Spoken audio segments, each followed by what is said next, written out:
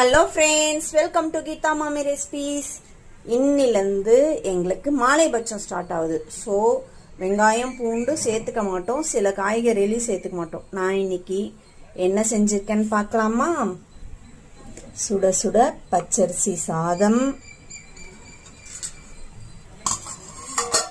வெண்டைக்காய் சாம்பார், அதுக்கப்புறம் ஈயச்சொம்பில் ரசத்தை பண்ணிட்டு நான் சில்வர் பாத்திரத்தில் மாற்றிட்டேன். ரசம், அதுக்கப்புறம் அவரைக்காய் கறி,